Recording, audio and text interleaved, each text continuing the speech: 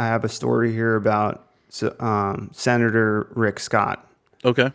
Uh, he just disclosed more than a year late. He disclosed that he made some trades. Those trades are today worth $26 million that he didn't disclose in a timely manner. Okay. And he traded millions on companies that he legislated. Oh yeah, yeah. That's a very big talking point. Yeah, a lot of insider trading style of business going on with elected officials. Yeah, but these Yeah. are the types of people that control. Well, these are the type of people that get insider knowledge ahead of time too. Not Oh only yeah. to legislate, but they're getting what is it called? They're having people come to what is that? Lobbyists. Yeah, they're having lobbyists Yeah. come to them and tell them what the next thing is going to be ahead of time, Yeah. and so that they can legislate. But And in get the order to, kickback off of the stocks they trade. Yeah, for sure. and how are they going to get paid? Well, they're not going to get paid directly, but because they've been told the story of where things are going ahead of time, all they have to do is tell that to a financial advisor that they have. Not tell it directly, but tell them indirectly, hey, I really want to, this year, I really want to invest in X defense company. Yeah. And somehow a war pops up just a couple months later. It would be interesting because you're pretty financially savvy with the market, and you've always been a little bit more tuned into it than I have. About what we think are some industries that might, even for the wrong reasons, be on the way up. Like we've had conversations in the past about like nuclear energy and things like that that are just now becoming sort of a financial opportunity from these, from some of the biggest players in the game as far as like tech companies in the United States, which is they are our largest companies now. It used to be Yeah. American Steel and back in the Industrial Revolution, but now it's Google and Apple and Amazon that are creating these data centers that are going to rely on nuclear energy. I wonder if there is a way for like an average Joe Schmo to kind of capitalize on this There stuff. is. There is. You know that these are the companies that are getting defense contracts too. Like the Googles, the Amazons, the just invest in them. These aren't companies that are delivering your packages to your house only. No, no. Like these are defense companies masquerading as social media, Yeah. masquerading as a book sale distributor. These are the companies that are getting the kickbacks and contracts from the government. Well, So the if data is so valuable. I think the data that they're mining and creating correct, is so valuable to the government in general. The war of data, the data yeah. war. So I would say that in that regard, you see that okay, there's data centers, there's AI, there's all these things that are happening right now. But what is AI? It's not just generating per pilot commercials for our podcast. No, that's not the peak. That's not the pinnacle of AI. That's not what it's for. It's masquerading as a generative. Oh, it's amazing. It's allowing normal people to have access to design functions and LLMs and chatbots and all these things. Well, it's training as well. It's training on all the data. It's figuring out it's trying to create a global picture and of the population of the world and all of the information accessible to it. So, of course, data centers, AI, and these tech companies are going to be invaluable to governments in the future, the data that they have and harness. So that is where it doesn't matter if there is a crash coming or what people think is going to be a crash.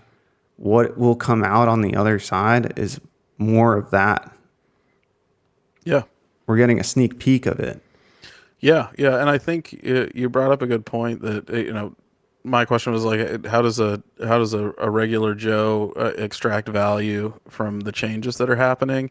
And this is a good example. Like we are able to do whatever we want. It might be a little bit silly on the surface, but it is a good example of something that somebody could do in with an earnest kind of drive to get their product created or create a business or do whatever they want. I mean, that is how people can benefit from this stuff, even though you're right. It probably is just another giant industrial complex that's going to feed itself until it falls apart, just like everything else throughout history. But why not pull the most out of it that we can to benefit us in the meantime?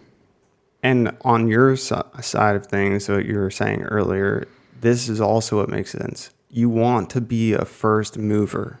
You want to get involved as quickly as possible if you actually want to capitalize as a normal Joe. They say here, Goldman Sachs says AI will replace 300 million jobs by 2030. McKinsey says AI will replace 70% of white collar jobs by 2034. Yeah.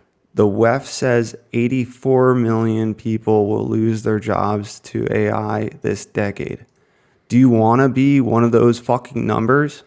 Or do you want to just play around with this shit, get ahead of the curve, and still keep your fucking job, people? Or now you can create your own job. Right. You can, yeah, you use it. Yeah. But use it. Yeah. Use it. Yeah.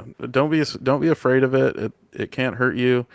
Um, it'll only do what you ask it to do. I promise. I've messed around with it a lot these last few weeks. Doesn't have some sort of subliminal goal yet. And that's only because it's so new and it's so open for everyone to mess around with. So yeah, get used to it now and be on the side of history that get something out of it. Don't sit around and wait and just let it pass you by, and then it'll end up stealing your job unless you Yeah. figure it out. Or just phase. Yeah.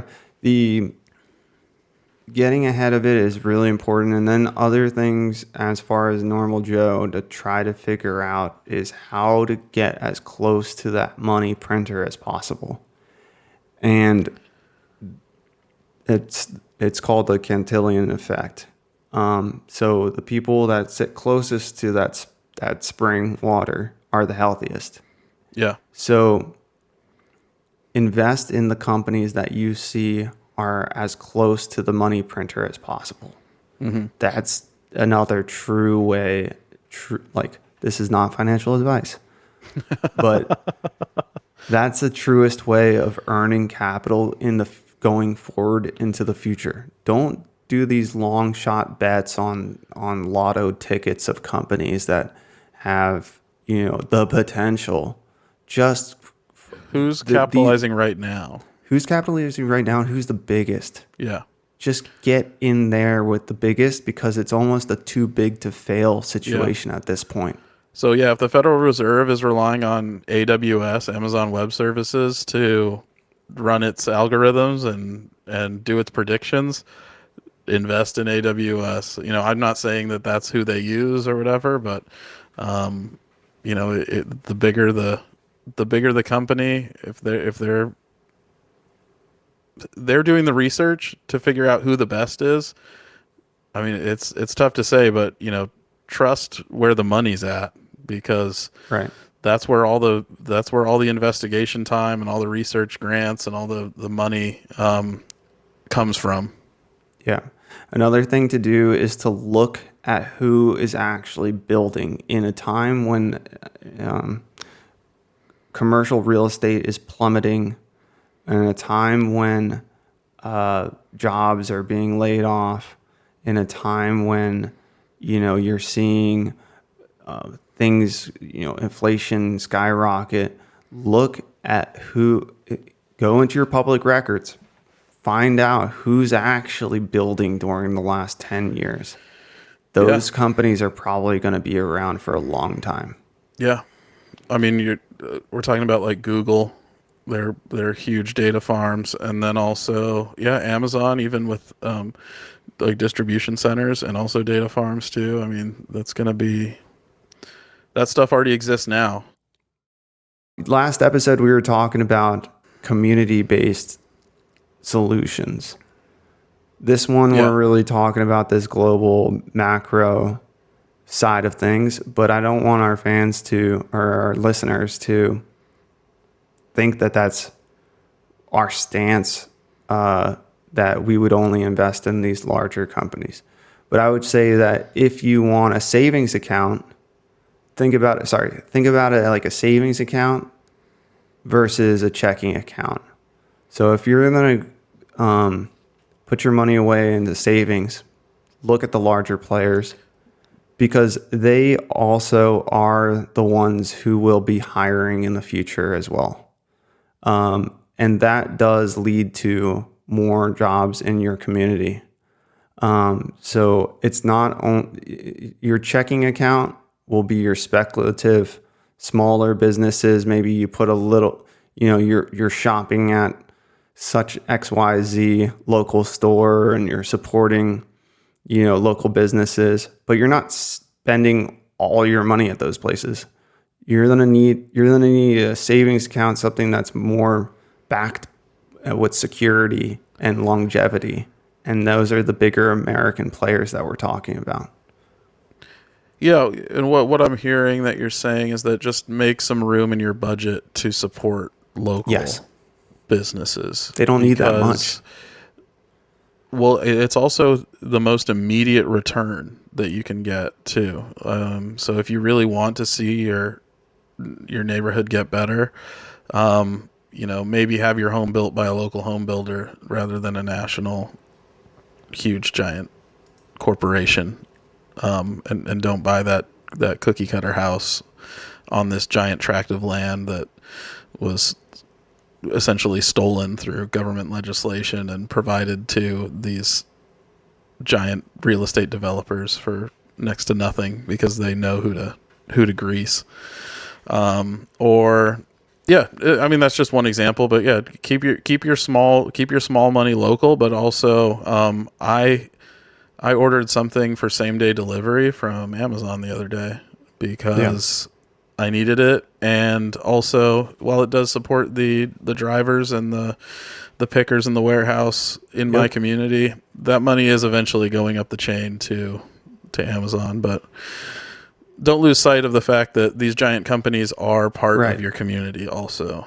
Exactly. I mean, like, that's a big part of what I was saying. It's something to consider as well, that these corporations, as shitty and big as they are, we do want them to succeed. We Yeah. do want them to continue to make like our communities stronger. Sometimes you need heavy hitters on your lineup. You can't just have a bunch of awesome pitchers, you know? No, yeah. An isolationism never really works as a policy. We can't shield ourselves from participating in what's happening. We can just use it to our advantage.